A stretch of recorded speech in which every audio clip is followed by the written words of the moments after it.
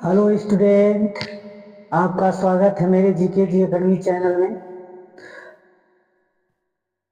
Class 10 की गणित UP board परीक्षाएं 2025 में आज मैं महत्वपूर्ण क्वेश्चन एक एक नंबर का बता रहा हूं। मेरे प्यारे बच्चे ध्यान देंगे।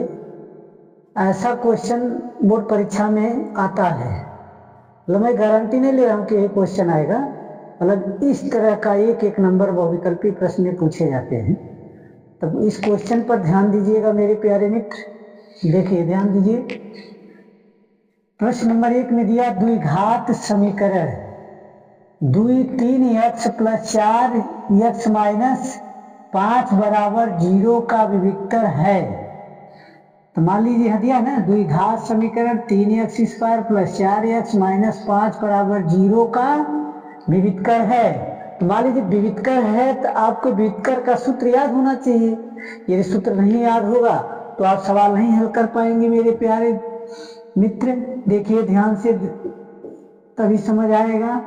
द्विघात समीकरण का अनिष्ट समीकरण का मान पहला क्या दिया है? पहला आपका 3x² दिया है प्लस के 4x - 5 दिया है बराबर 0 दिया है। इसी को क्या करना है? विविक्तर के सूत्र पर हल करना है। तो यहाँ यदि हल करेंगे तो यहाँ लिखेंगे विविक्तर D बराबर क्या लिखेंगे प्यारे बच्चे? विविक्तर D बराबर b² - 4ac, ठीक है ना। अब इसके बराबर आपको, इस सूत्र के बराबर आपको हल करना है। कैसे हल करके इसको बताएंगे प्यारे स्टूडेंट, ध्यान दीजिए। a का मान आप लिख लेंगे पहले, a बराबर 3, b बराबर 4, c बराबर -5, ठीक है ना। विविक्तर D का मान ज्ञात करना है, समझ जाइए। तो यहाँ b² है, तो यहाँ देखिए b का मान क्या है? 4 है। तो यहाँ लिखेंगे D बराबर 4 का वर्ग माइनस 4 गुणे, इसके बीच बीच में गुणे का मान छिपा रहता है, तो गुणे लगा करके a का मान क्या लिखेंगे? 3, b का मान, c का मान क्या लिखेंगे? -5, ठीक है ना। अब यहाँ क्या आ जाएगा? विविक्तर D बराबर 4 चौका 16 माइनस माइनस प्लस 4 तिया 12, ठीक है ना। अब 12 पचे 60। अब टोटल विविक्तर D का मान आपका कितना आ गया मेरे प्यारे स्टूडेंट? 76। यही आपका राइट आंसर है। समझ आ गया या नहीं? समझ आ गया ना प्यारे मित्र। आप दूसरा क्वेश्चन देखेंगे। दिया है यदि समीकरण 2x² - 8x + 7 = 0, c बराबर 0 के मूल बराबर है तो c का मान क्या होगा? तो आपको कैसे पता चलेगा? किसी फार्मूले में लगेगा। तो सबसे पहले जब हल करेंगे दूसरा सवाल को, तो पहले आप समीकरण का मान जो दिया है, तो समीकरण का मान पहले उतार लीजिए। समीकरण का मान क्या दिया आपका? 2x² - 8x प्लस के c बराबर 0 दिया है। तो a का मान क्या है? 2 है। b का मान क्या है? -8 है। c का मान क्या है? c है। यानी a बराबर 2, b बराबर -8, c बराबर c। तो विविक्तर D बराबर क्या होगा?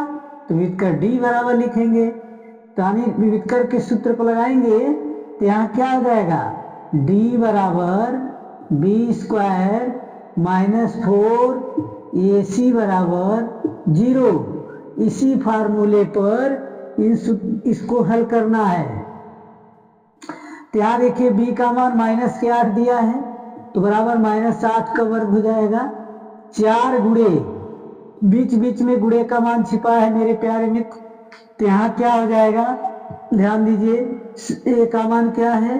a का मान 2 है, c का मान c है, ठीक है ना, बराबर 0 कर दीजिए। तो 8 8 कितना हो जाएगा? 64। 8 का वर्ग 64 होगा, तो ये कितना हो जाएगा? -16 और 8 हो जाएगा, ठीक है ना। 8 c बराबर 0, पक्षांतर करेंगे तो यहाँ क्या हो जाएगा? -8c बराबर -64।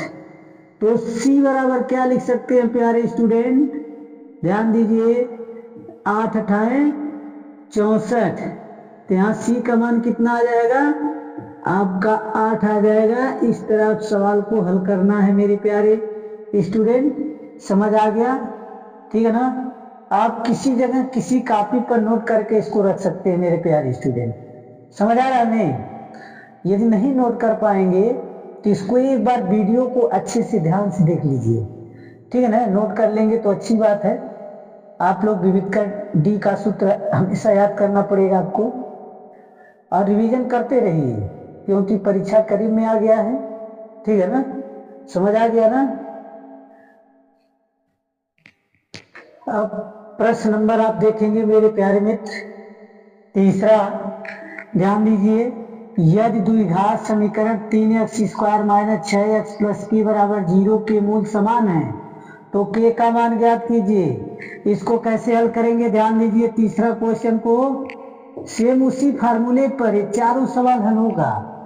अब यहाँ देखिए दिया है 3x² - के 6x + के k = 0, ठीक है ना?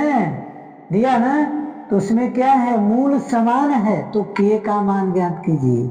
तो आप यहाँ क्या लिखेंगे, अब यहाँ देखिए मूल समान है तो k का मान ज्ञात कीजिए। तो एक a बराबर क्या हो जाएगा 3, और b बराबर क्या हो जाएगा -के 6, और c बराबर क्या हो जाएगा k, ठीक है ना? विविधकर का सूत्र क्या है, यदि मूल समान है तो क्या लिखेंगे b² - 4ac = 0। इसी सूत्र पर इसको हल करना है। तो यहाँ b का मान देखिए -के 6 है तो 6 का वर्ग -4 गुणे क्या लिखेंगे 3 गुणे क्या लिखेंगे k बराबर क्या लिखेंगे 0। अब 6 का वर्ग क्या होगा 36, 4 तिया क्या होगा 12 के बराबर क्या होगा 0। पक्षांतर करेंगे 36 को कि -12 के बराबर -36। अब यहाँ देखिए के बराबर क्या लिख सकते हैं 36/12, 12 कम 12, 12 तिया क्या हो जाएगा 36। तो के का मान आपका प्रारंभ हुआ कि नहीं, यही आपका राइट आंसर मेरे प्यारे मित्र, समझ आ रहा है ना? आप देखिए लास्ट क्वेश्चन चौथा। यदि द्विघात समीकरण px² - 2 √5x + 15 = 0 के दो मूल समान है तो p का मान क्या होगा। सेम इसी फार्मूले पर हल करना है। देखिए ध्यान दीजिए चौथा सवाल कैसे हल होगा। तो यहाँ दिया है px² - 2 √5x + 15 = 0। तो a का मान क्या लिख सकते हैं p, और b का मान क्या लिख सकते हैं -2 √5 + c का मान क्या लिख सकते हैं 15। तो मूल समान है, दो मूल समान है तो दो मूल समान है बराबर 0 लिखेंगे। तो यहाँ क्या आ जाएगा b² - 4ac = 0। इसी विविधकर के सूत्र पर हल करना है। तो यहाँ क्या है b का मान -2 करड़ी में 5 का होल स्क्वायर -4 गुणे p गुणे 15 = 0। b का मान 2 करड़ी में 5 का होल वर्ग माइनस है माइनस उतार लेंगे 4 गुणे a का मान क्या है p, c का मान क्या है 15। तो इसका देखिए कड़ी मेहनत कैसे गुणा होगा, तो पहले घात इसके घड़ी के ऊपर जो घात है उसका गुणा करेंगे तो 4 हो जाएगा, प्लस में गुणे क्या हो जाएगा 5 हो जाएगा, माइनस के 15 चौक का 60 हो जाएगा 60p = 0, ठीक है ना। अब यहाँ क्या हो जाएगा 5 चौक 20 -60p = 0। और यहाँ क्या हो जाएगा -60p बराबर क्या होगा माइनस के 20, अब माइनस माइनस कट जाएगा तो यहाँ p बराबर क्या लिख सकते हैं 20/60 लिख सकते हैं नहीं। अब इसको हम काट भी सकते हैं तो यहाँ 20 एक कम 20, 20 तिया का हो जाए 60, तो p का मान कितना आएगा 1/3। ये आपका राइट आंसर है मेरे प्यारे बच्चे, समझ आ गया कि नहीं। इस एक नंबर का क्वेश्चन बोर्ड परीक्षा में इस तरह पूछा जाएगा मेरे प्यारे स्टूडेंट, इस क्वेश्चन पर आप अच्छे से ध्यान दीजिए और पढ़िए ध्यान से, ठीक है ना।